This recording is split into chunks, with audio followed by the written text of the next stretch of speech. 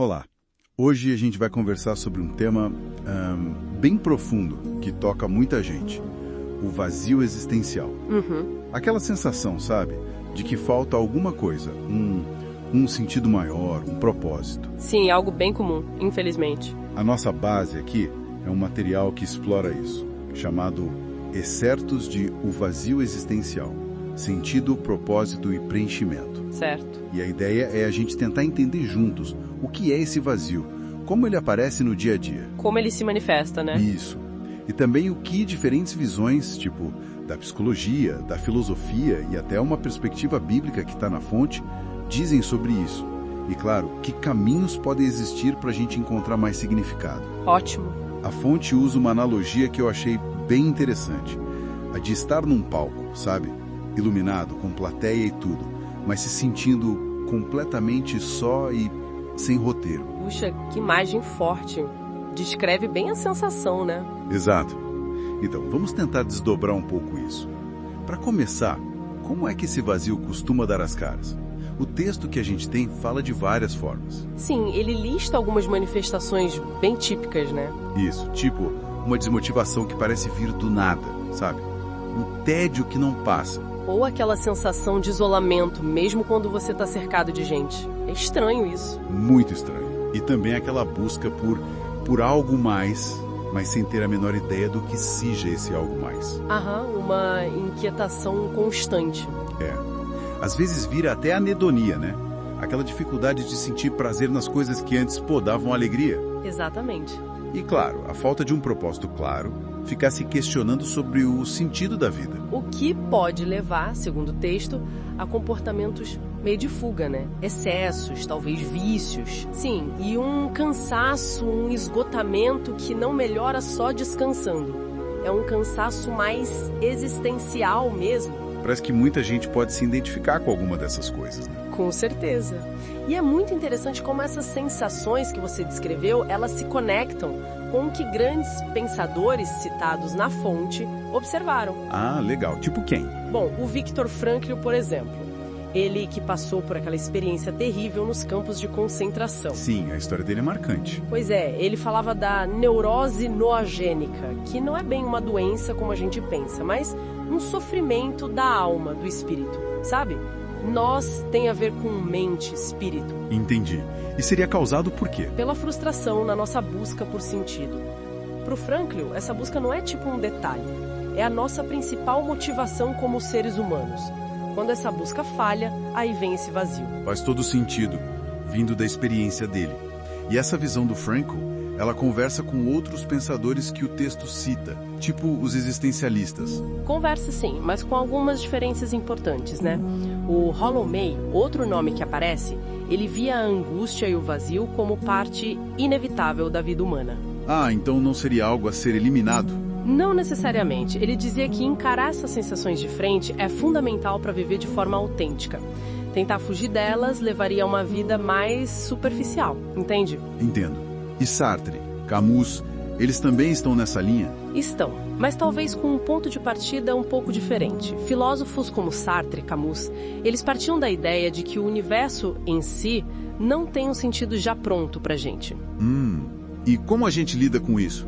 Bom, Sartre descrevia a náusea, que é aquela sensação meio de vertigem, quando a gente percebe a nossa liberdade total e, junto com ela, a responsabilidade enorme de ter que criar o nosso próprio sentido.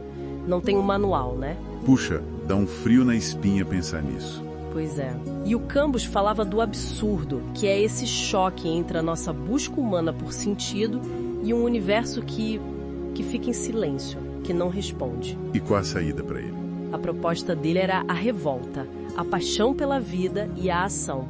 Mesmo sem uma garantia de sentido maior, a gente cria valor através do que faz, do como vive. Então, o ponto em comum entre eles talvez seja que esse vazio não é uma fraqueza. Exato. Não é uma falha pessoal, mas talvez um chamado mesmo, um convite para a gente refletir e construir ativamente o nosso significado. Entendi. Bom, se não é uma falha, mas um chamado, como é que a fonte sugere que a gente pode responder a ele? Quais seriam os caminhos mais práticos? Olha, a fonte aponta várias direções interessantes. Primeiro, essa coisa de redescobrir o propósito pessoal. E isso começa com perguntas, né? Tipo, o que eu realmente valorizo na vida? O que me faz sentir vivo de verdade? O que me dá energia? Perguntas simples, mas talvez difíceis de responder. Muitas vezes sim. E segundo, o texto fala do engajamento significativo. A ideia aqui é não ficar esperando a vontade chegar, sabe? É agir primeiro. Agir como? Pode ser de várias formas. Fazer um trabalho voluntário, aprender algo novo que sempre quis, se dedicar a um hobby, começar um projeto pessoal. E o texto destaca bastante o serviço ao próximo, como uma fonte poderosa de sentido. Faz sentido mesmo. Sair um pouco de si, né? Se conectar com algo fora. Que mais? Isso, outro ponto-chave. Cultivar conexões humanas que sejam autênticas. Investir naqueles relacionamentos onde tem troca de verdade, sabe? Menos superficialidade, mais profundidade. E o autoconhecimento? Entra aí também.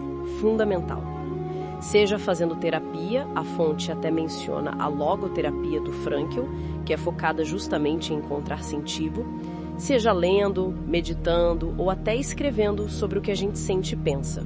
E tem mais alguma coisa? Sim, menciona também aceitar a incerteza da vida, que nem tudo tem controle ou resposta fácil.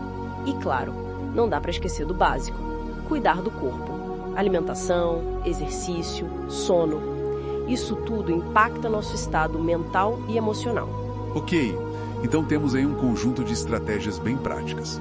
Mas a fonte também traz uma outra perspectiva, né? A visão bíblica. Como ela entra nessa conversa sobre o vazio? Sim, a perspectiva bíblica oferece uma lente diferente para olhar para isso. O livro de Eclesiastes, por exemplo, é quase todo sobre isso, sobre a vaidade, que pode ser entendida como essa sensação de vazio, de futilidade, quando se busca satisfação só nas coisas do mundo, debaixo do sol, como diz o texto. E qual seria a conclusão de Eclesiastes? A conclusão do livro aponta para uma relação com Deus, para temer a Deus e guardar seus mandamentos como caminho para um sentido mais duradouro, que não se esgota nas coisas materiais. Entendi. E de forma mais geral, como a Bíblia aborda isso? De forma geral, a Bíblia apresenta Deus como a fonte última de plenitude. Tem passagens como aquela da videira e os ramos, em João 15, que sugerem que a nossa vida só se completa de verdade na conexão com o Criador. E a questão do propósito individual? Também aparece. Jeremias 29:11 fala de planos de esperança e futuro que Deus teria para cada um, e reforça muito a ideia do amor e do serviço ao próximo, como em Gálatas 5, como formas de viver esse propósito. E a questão da finitude, da morte, a Bíblia oferece algo sobre isso? Sim, a promessa de vida eterna, como em João 3,16, é apresentada como uma resposta para essa busca humana por um sentido que vá além desta vida, que transcenda a nossa finitude. A ideia central, assim, resumindo muito, é que o vazio pode ser um sinal da nossa necessidade de conexão com o divino, um convite para buscar essa relação. Ok, então só para recapitular. A gente viu o que é o vazio existencial, como ele pode se manifestar de várias formas. Desmotivação, isolamento, busca sem fim. Isso. Vimos como a psicologia e a filosofia entendem isso, muitas vezes não como uma falha, mas como um chamado à autenticidade e à criação de sentido. Como Frankl, May, Sartre, Camus apontam, cada um à sua maneira. Exato. Depois, exploramos estratégias práticas. Agir, se conectar com os outros, se conhecer melhor, cuidar do corpo. E aceitar as incertezas também. E, por fim, essa perspectiva bíblica, que coloca o preenchimento numa relação com Deus e num propósito que transcende o aqui e agora. Exatamente. E o que eu acho interessante, olhando para tudo isso que a fonte traz, é que apesar das abordagens serem diferentes, todas elas, de alguma forma, apontam para a importância da nossa ação, da nossa agência. Como assim? Seja agindo no mundo, seja aprofundando relações, seja buscando autoconhecimento, seja pela fé. Parece que preencher esse vazio exige um movimento ativo da nossa parte. Não é algo que simplesmente acontece. É uma construção, uma busca. É um espaço a ser ativamente preenchido, sabe? Ótima síntese. É uma construção ativa, não passiva. E para a gente fechar, deixar aqui um pensamento final baseado em tudo que a gente conversou a partir da fonte. Diante dessas várias rotas para encontrar sentido que a gente viu, qual poderia ser um primeiro passo? Talvez um passo pequeno, até inesperado, que alguém ouvindo a gente poderia dar hoje mesmo, para começar a reescrever o próprio roteiro. Boa pergunta para refletir. Fica a reflexão.